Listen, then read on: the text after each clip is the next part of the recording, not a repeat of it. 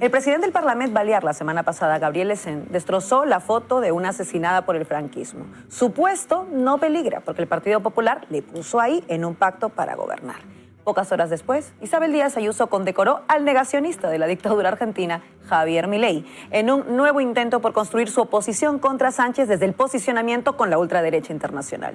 En el Partido Popular, pese a que pueda haber algunas discrepancias internas con esta estrategia, mandan más el aznar golpista del que quien pueda hacer que haga y la presidenta de la Comunidad de Madrid que Núñez Feijóo, a quien desde los medios de la progresía y particularmente desde el PSOE nos quieren decir y nos quieren seguir vendiendo como el moderado, al que Ayuso y Aznar no le permiten desbloquear el Consejo General del Poder Judicial o llegar a grandes pactos con el PSOE.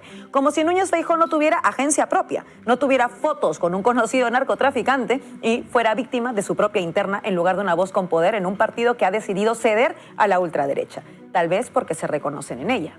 Tal vez porque Vox es hijo del PP y ambos son hijos del franquismo.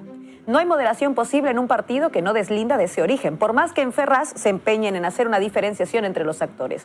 A unas horas de esta condecoración al presidente que ha declarado la guerra al pueblo argentino, el expresidente socialista Felipe González afirmaba que Giorgia Meloni ha dado a Italia una estabilidad gubernamental sin precedentes, para luego hacer también un guiño a Santiago Abascal, el líder fascista español, y reconocer que podría ser un puente eventual si Marine Le Pen gana elecciones en Francia. Es verdad que González es de derechas, pero como vemos, ser de derechas estos días comporta un añadido: haber sido canibalizado por la ultraderecha.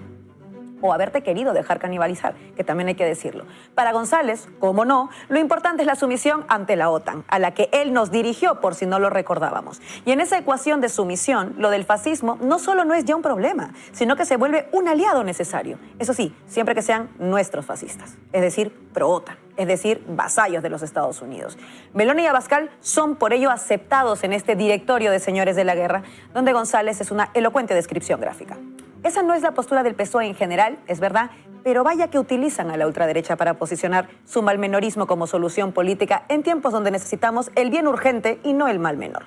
La estrategia de Pedro Sánchez desde que Albizu se hizo con 3 escaños en el Europarlamento no ha dejado lugar a dudas. Van a utilizar el fascismo para construir en torno de sí, no del PSOE, sino de Sánchez, un espejismo de contención del fascismo. Digo espejismo porque al fascismo no se le vence dándole alas, sino ampliando derechos y sobre todo parándoles los pies tanto a sus representantes políticos como a sus portavoces mediáticos y a sus aliados judiciales. Nada de eso propone Sánchez, porque les necesita para construirse como muro de contención y para ello cuenta además con la maravillosa renuncia que ha supuesto la izquierda de régimen, que no solo ha sido devorada por el PSOE de Sánchez, sino que hoy acepta directamente, en palabras de su líder, ya sea orgánica o política, no nos queda claro a estas alturas, Yolanda Díaz, cuando afirma que lo que permitió la aritmética para un gobierno progresista tras el 23J fue su buena sintonía con el líder socialista. La evidencia de que su claudicación a forzar al PSOE y disputar políticamente desde la izquierda es total. Ahora de lo que se trata ya no es ni siquiera de pactar, sino de ceder, conceder, aceptar la sumisión ante su figura imbatible. Vaya análisis en tiempos de guerra. Construir en torno a Pedro Sánchez es renunciar a que Sánchez siga siendo lo que hasta ahora ha tenido que ser: un camaleón político que por la aritmética parlamentaria y una izquierda fuerte se ve obligado a ceder en cosas que el PSOE jamás cedería, no por principio sino por necesidad política. La sumisión a Sánchez es perder incluso a ese Sánchez, pero en sumar parecen no darse cuenta. Vaya enumeración la de esta semana, ¿verdad? Lecén, Milei, Ayuso, González, Meloni, Abascal, pero cuidado. Los ultras no se envalentonan porque toman un café cargado una mañana, sino por lo que hemos visto concentrado estos días. Se envalentonan porque se les da alas por parte de sus nuevos aliados en la derecha, que ha cedido del todo, y por supuesto también por otro, por los supuestos progresistas que asumen que pueden erigirse como posibilidad utilizándolos. Eso quiere hacer Sánchez y cuenta ya con una Yolanda Díaz completamente sumisa ante esa apuesta. Frente a los malos resultados hay quienes optan por redoblar el proyecto fortaleciéndolo y otros por renunciar al proyecto y cambiarlo en función de por dónde van los vientos. Sumarase lo segundo y con ello se suma la estrategia del PSOE que, ojo, no va a combatir a la ultraderecha, va a utilizarla. Es decir, va a darle espacio. Es decir, nos va a poner en riesgo. Esto no es exclusivo de España.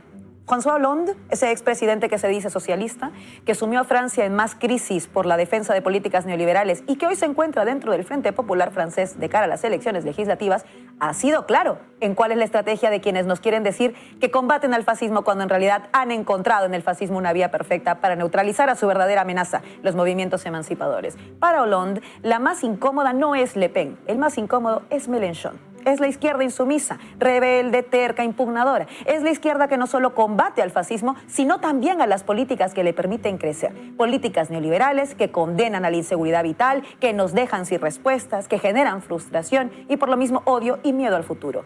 Ellos ganan en ese terreno y por supuesto ganan también en la guerra, que es el gran escenario de fondo de estos tiempos. Perdón, no ganan, arrasan. Frente a eso, necesitamos una izquierda impugnadora e insumisa más que nunca. Y por supuesto que en Francia vemos que con el disfraz de conciliación o de evitar el conflicto, hay que vetar precisamente a quienes tienen clara esa labor urgente e histórica. El vetting, como moda política en las coaliciones, no es exclusivo de España. Pero así como nos piden tener lecciones de Francia estos días, espero que las aprendamos de esto que hace Hollande en este contexto de urgente antifascismo. Para algunos el fascismo es un enemigo táctico útil. El PSOE lo sabe, Sánchez lo sabe.